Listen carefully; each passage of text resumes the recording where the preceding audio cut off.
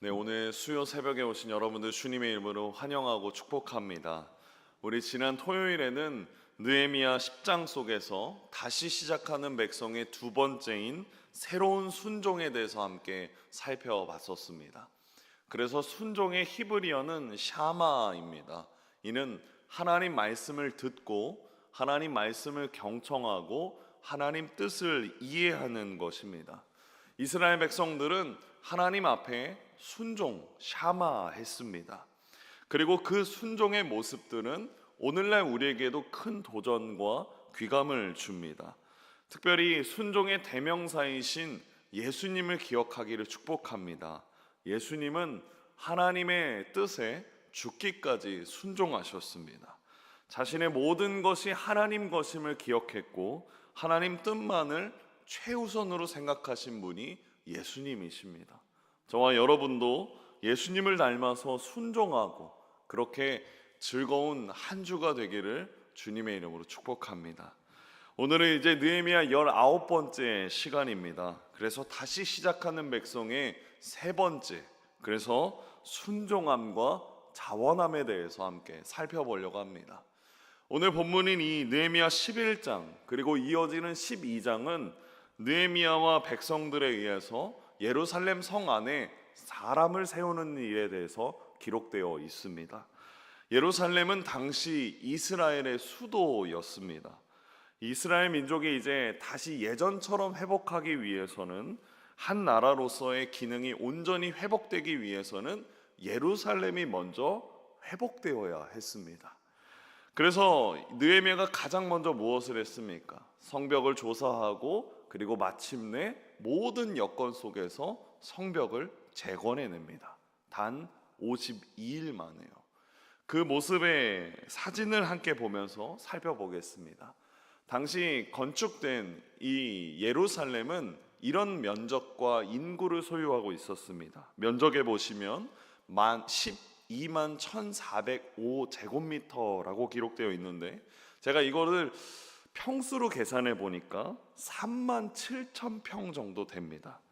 그런 이 3만 7천 평이 저 앞에 보이시는 파란색 둘레에 해당됩니다. 민족의 중심인 이 수도 예루살렘이 외형적으로는 이제 도시의 모습을 갖추고 있었던 상황이었습니다. 그런데 여러분, 도시는 외견, 그러니까 외형적으로만 갖추어진다고 도시가 아니지 않습니까? 그 도시는 안에 사람이 가득 차야 합니다. 그래서 이 느헤미야는 이 성벽을 재건하고 나서 안에 이제 사람을 세우는 일에 집중하기 시작합니다. 그런데 우리가 이미 이전에도 살펴봤지만 이 성벽인 이 예루살렘 수도 안에는 사람이 너무나 적었습니다. 그래서 느헤미야가 이제 사람을 한 명 한 명 세우는 데 집중합니다. 그래서 느헤미야가 이제 두 가지 방법을 사용하는데 첫 번째는 이 방법입니다. 온 이스라엘 백성들 중에 10분의 1의 인원을 제비 뽑자라고 말합니다. 이 방법은 어떻게 보면 내 의사와는 상관없이 조금 강압적인 방법일 수도 있습니다. 나는 거기서 살기 싫은데 내가 이 터전에서 살고 싶은데 라고 해야 되는데 표를 잘못 뽑으면 어쩔 수 없이 예루살렘으로 이사 가야 했기 때문입니다. 그리고 두 번째 방법은 스스로 자원하는 사람들을 데려오는 것이었습니다. 이 방법은 강제적인 것이 아니라 스스로 자원하는 사람들을 데려오는 것이었습니다. 그래서 이 두 가지 방법을 사용한 이 느헤미야의 말씀을 살펴보면서 그것을 좀 자세히 살펴보겠습니다. 1절과 2절 말씀 우리 함께 합독하겠습니다. 백성의 지도자들은 예루살렘에 거주하였고 예루살렘에서 거주하게 하고 그 10분의 9는 다른 성읍에 거주하게 하였으며 예루살렘에 거주하기를 자원하는 모든 자를 위하여 백성들이 복을 빌었느니라. 그렇습니다. 다시 1절에 보시면 예루살렘에 거주할 사람을 세 부류로 선정했습니다. 첫 번째로는 지도자들이었습니다. 느헤미야는 가장 먼저 지도자들이 솔선수범해야 됨을 보여주었습니다. 그래서 스스로 먼저 자원하였고 정들었던 모든 집을 떠나서 새로운 보금자리인 예루살렘에 정착하게 되었습니다. 그리고 두 번째 부류는 백성들 중에 10분의 1이었습니다. 10분의 1을 뽑아서 예루살렘에 살도록 했던 것입니다. 여러분 한번 생각해 보십시오. 시골에서 농사를 짓는 사람들 중에서 10%를 뽑아서 도시에 살게 한다면 어떻겠습니까? 정말 많은 반발심들이 일어날 수 있습니다. 안정된 생활터인 그 시골을 벗어나서, 심지어 가족들도 시골에 살고 있는데 그곳을 다 떠나서 낯선 도시에 살게 된다면 얼마나 많은 것이 부담스러웠겠습니까? 그리고 세 번째 부류는 2절에 나와 있듯이 자원하는 사람들이었습니다. 대부분의 사람들이 살고 싶어 하지 않는 예루살렘이었지만 그곳에 살기를 자원한 사람들이 있었습니다. 그래서 그들을 위해 백성들이 복을 빌어 주었음을 보여주고 있습니다. 그리고 나서 이제 이어서 3절부터 9절까지는 유다 자손과 베냐민 자손에 대해서 기록되어 있습니다. 우선 4절과 6절의 빨간색 부분만 함께 합독하겠습니다. 4절입니다. 유다 자손 중에는 베레스 자손 아다야이니 예루살렘에 거주한 베레스 자손은 모두 468명이니 다 용사였느니라. 이 4절과 5절에서 이 빨간색과 파란색 표시에 보시면 베레스 자손에 대해서 기록되어 있습니다. 이들의 숫자가 몇 명입니까? 468명입니다. 이 유다 자손들, 특별히 베레스 자손인 유다 자손들과 베레스 자손은 468명, 예루살렘에 살기를 자원한 사람들의 숫자입니다. 이 유다 자손들 중에는 유명한 사람들이 많이 있습니다. 여호수아 옆에서 자원했던 갈렙도 유다 자손이었고, 많은 다윗 왕을 비롯한 왕과 왕족들이 유다 출신입니다. 그 많은 사람들 가운데서 이제 베레스 자손을 언급하는데, 이 베레스는 누구이냐면 유다와 그의 며느리였던 다말 사이에 태어난 쌍둥이 아들입니다. 베레스의 출생은 지금의 시각으로 봤을 때 그렇게 자랑스러운 출신은 아닙니다. 그러나 오늘 본문의 베레스 자손의 명단은 참 자랑스럽습니다. 468명의 이름에 모두가 나와 있진 않지만 그들의 자원함, 그들의 순종함은 우리에게 있어서 좋은 믿음의 샘플이 되기 때문입니다. 혹 나의 가문이, 내 환경이 좋지 못하여도 내가 전심으로 하나님 앞에 살면 하나님께서 높여주시고 기억해 주심을 기억하는 저와 여러분이 되기를 바랍니다. 다음으로 베냐민 자손인데요, 우리 7절과 8절 말씀 함께 빨간색 부분만 합독하겠습니다. 베냐민 자손은 모두 928명이라. 베냐민 자손은 이제 928명입니다. 이들도 자원하기를 결정했습니다. 그리고 나서 10절과 14절에 보시면 예루살렘 성 안에 살게 된 제사장들이 등장하는데, 우리 12절 상반절만 함께 합독하겠습니다. 또 전에서 일하는 그들의 형제니, 그렇습니다. 여기서는 몇 명입니까? 822명입니다. 822명 외에 13절에 보시면 242명, 14절에 보시면 128명이 더 있다라고 말합니다. 그러니까 이 숫자를 합하면 몇 명입니까? 제사장 숫자는 1192명입니다. 그리고 예루살렘 성 안에 살겠습니다 라고 자원한 사람들의 숫자는 3044명입니다. 제사장들의 비율이 3분의 1이 넘어가죠. 그것은 이 결단의 시기에, 자원해야 되는 이 시기에 제사장들이 먼저 본을 보여서 헌신했고, 제사장들은 예배를 섬기는 사람들이니까 이스라엘 백성들이 예배드리는 것을 굉장히 중요하게 여겼다라는 것을 뜻합니다. 그러니까 오늘 11장을 다시 정리해 본다면 자막으로 보면 이렇습니다. 3절부터 9절까지는 지도자들의 숫자와 이름들이 기록되어 있고, 10절과 14절에는 이 지도자들, 특별히 예배를 섬기는 레위 자손들이 기록되어 있고, 19절부터 24절에서는 성문지기, 일반 백성들이 기록되어 있고 25절과 36절까지는 성 밖에 살게 된 사람들이 기록되어 있는 명단에 해당되는 것이 오늘 본문 11장입니다.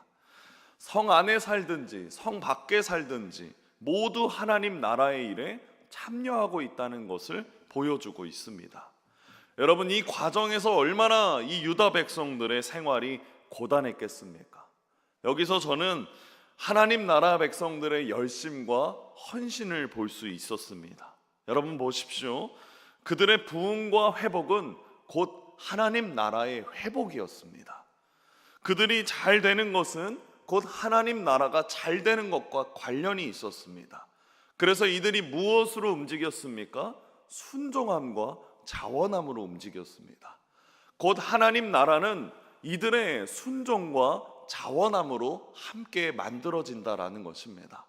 저와 여러분도 이제 동일한 선상에 있습니다. 이 하나님 나라, 이 영예교회라는 하나님의 나라를 우리는 어떻게 세워가겠습니까? 우리도 순종하고 자원함으로 세워가야 될 줄 믿습니다. 특별히 잠언 16장 33절에 보면 이런 말씀이 있습니다. 우리 함께 합독하겠습니다. 제비는 사람이 뽑으나 그렇습니다. 모든 일을 작정하기는 여호와께 있느니라.